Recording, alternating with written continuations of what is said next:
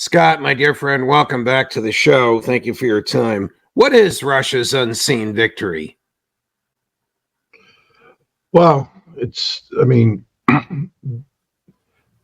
unseen victory aspect of it is what Russia has done outside of the battlefield. The war is just the sort of the physical manifestation, the shooting on the ground of a larger conflict between the United States and Russia that goes back decades.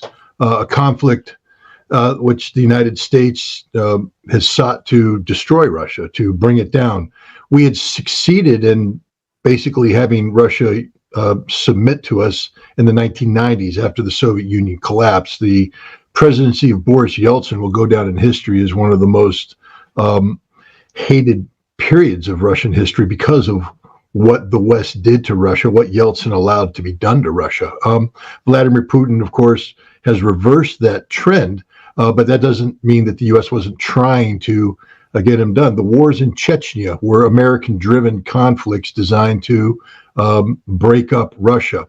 The United States has been engaged in economic warfare against Russia for some time now. We've been articulating to our European allies well before the destruction of the Nord Stream pipeline to stop buying cheap Russian energy, even though that's what made the European economic miracle possible. And then we have been engaged in the expansion of NATO for the sole purpose of bringing down Russia. In 2008, William Burns, U.S. ambassador to Russia, wrote a memorandum about the potential expansion of NATO to include Ukraine. And that memorandum noted that if we go through with this is a red line for Russia that would lead to, at a minimum, a civil war in Ukraine and likely force the Russians to make a decision whether to militarily intervene, costing Ukraine at a minimum the Donbass and Crimea. Every single word of that came true. But we invited Ukraine to join regardless. That memorandum was written in February of 2008. We invited in November, knowing what the outcome would be. The ambassador warned us. We've been searching for war. And then we economically sanctioned Russia at the beginning of this, in sanctions designed to destroy the Russian economy, bring down Russian domestic political society, and engender a revolution against Vladimir Putin. Vladimir Putin has won across the board. The sanctions have been reversed. It's the West that is collapsing. Russia is not diplomatically isolated. In fact, this year, Russia is leading the BRICS forum in Kazan, Russia in October, where we're going to see the continued expansion of BRICS to the detriment of the United States, the G7, the G20, NATO, the European Union. This is the unseen victory. Russia has emerged from this conflict one of the most powerful nations in the world. Its defense industry today is churning out products like you wouldn't believe. Just to give you an example, 150 tanks a month minimum. That number can probably go up to, it's probably closer to 200, could reach 300 in surge production capabilities. United States, 44 tanks a month. Germany, maybe 100 a year. The bottom line is the Russians far outproduce anything the United States and NATO can bring to bear. Artillery shell production. The Russians are probably producing between 16 to 24 million rounds a year. They're expending around 10 million rounds a year, but that means that they have plenty left in storage as they rebuild their army, expanding from 900,000 to today officially in their military about 1.3, designed to go up to 1.5, but there's another 600,000 or so troops that are in the special military operation that aren't counted. That means that Russia's put into the field close to 2.1 million troops. The United States, meanwhile, can't meet recruiting goals. We were 15,000 short 2 years ago, 10,000 short last year. We had to reduce the size of the U.S. Army by 24,000 billets. We're shrinking as Russia's growing. This is part of the unseen Russian victory. And then the lessons they've learned from this conflict in terms of drone warfare and electronic warfare, the basic tactics of modern warfare. Russia is adapting these on a daily basis. They are the most combat-hardened military force in the world today. And the United States military is still stuck in the Cold War. So, again, the unseen victory of Russia.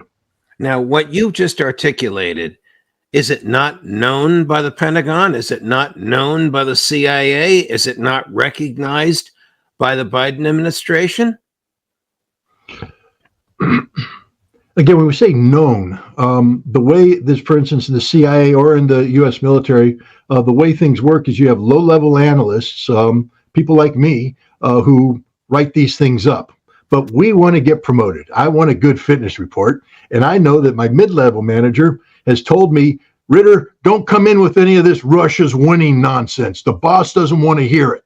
Now, my job as an intelligence analyst is never to tell my boss what he or she wants to hear. It's to put the hard truth down. Unfortunately, when I was in the military, that survived. But we've seen the politicization of intelligence to the extent now that junior analysts are afraid to put the truth in front of their bosses. So they shape it without lying. They shape it. It's given to mid-level management, who of course wants to become senior management. So they got to keep the boss happy. They shape it again, and it gets to senior management, who cherry picks the data there to feed to the ultimate consumer. So at the end of the day, what the president and what the executives are seeing is far from reality as one can think. So yes, organizationally at the lower levels, at the where the pencil meets the paper, they know the truth, but it doesn't get to the senior levels because we've allowed everything to become so politicized.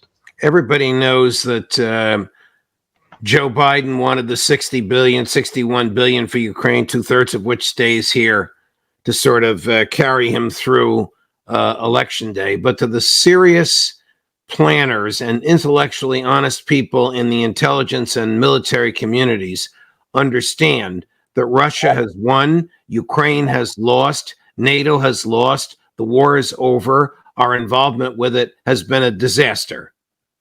Yes, I mean the people who know the reality.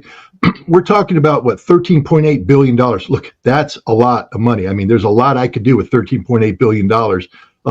I might be able to even cure cancer if I applied to it. But the point is, that's what's going to Ukraine from this 60.1 billion, 13.8 for weapons. But many of those weapons still have to be procured. Now we have front loaded the system. We, in violation of everything, expended taxpayer dollars without congressional approval to forward deploy a lot of this equipment, which is sitting on the Polish border right now. Now, why is it sitting on the Polish border? Why isn't it in Ukraine? Because we've learned the hard way that as soon as it crosses the border, the Russians blow it up.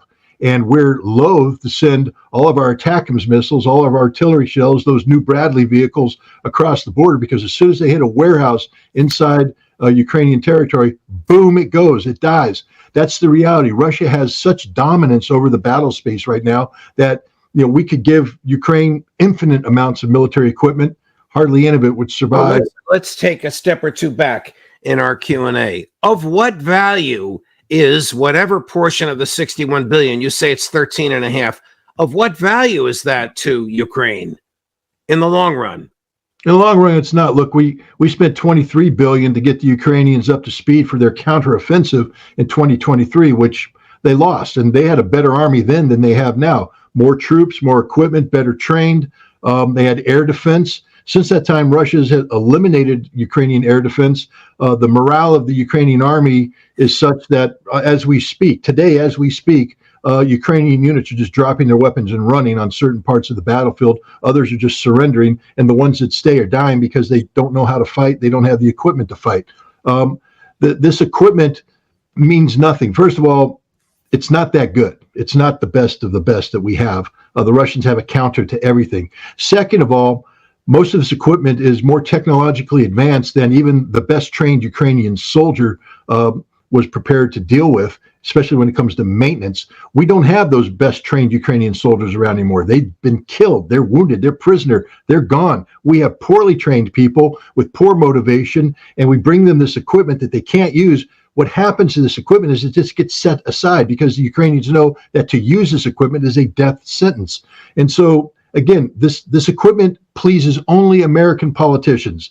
It allows an American politician to fool an American public, but it doesn't help the Ukrainians one iota. Colonel McGregor reports that last week the Ukrainians lost 8,000 troops in 1 week. And this week, you may know of this person, Russian General Alexander Lapin, Lapin, has arrived with 100,000 new Russian troops. How can this possibly last much longer where one side loses 8 and the other side gains 100,000? Look, I'm a simple Marine and I'm not a mathematics expert, but my basic military math tells me that when you're losing men and equipment at a rate significantly greater than you can replace them with, you're not doing well. On the other hand, if you're accruing manpower, trained manpower, and material at a rate greater than you're losing it, you're getting stronger. The Ukrainians are getting weaker. The Russians are getting stronger. But when you said the general's name, I have to laugh because he was relieved of command back in 2022 after in the fighting of Kharkov, or at least that's the way it was portrayed. Relieved in disgrace, although he had won. He was a hero of Russia for heroism. This is a very brave man who personally led counterattacks and is responsible for saving the lives of many Russian soldiers. But in America, they went, "Oh, he's gone, he's gone," and I'm like, he ain't gone. He's just simply been sent back to the Combined Arms Academy and the Russian General Staff Academy for a little bit of retraining, because this is one heck of a good officer. And guess what? This very dangerous man who knows the war firsthand, who is a hero in every way, shape, and the form, is now commanding 100,000. And these aren't, partially mobilized. These aren't, conscripts. These aren't guys beaten up on the street, thrown into vans. Stuff. These are 100,000 volunteers who have been through the best training possible, equipped with the best equipment possible, led by one of the best generals possible. It's not going to be a good day for Ukraine when this force gets committed to the war. The 13 billion, is any of it cash, or is all of it equipment sitting in Poland and to be replenished? My understanding is that the 13 point whatever billion is equipment. There was an additional 9 billion in cash, and that money has gone to the Ukrainians, and that money is in the pockets. Already we have Ukrainian officials fleeing the country with hundreds of millions of dollars. Ladies and gentlemen, this is what happens when you give the most corrupt government in the world access to cash. It didn't go to what your politicians said it would. It didn't go to pay pensions, pay salaries, and prop up the Ukrainian civil society. It went straight into the pockets of the most corrupt people on the planet, and that's the Ukrainian government.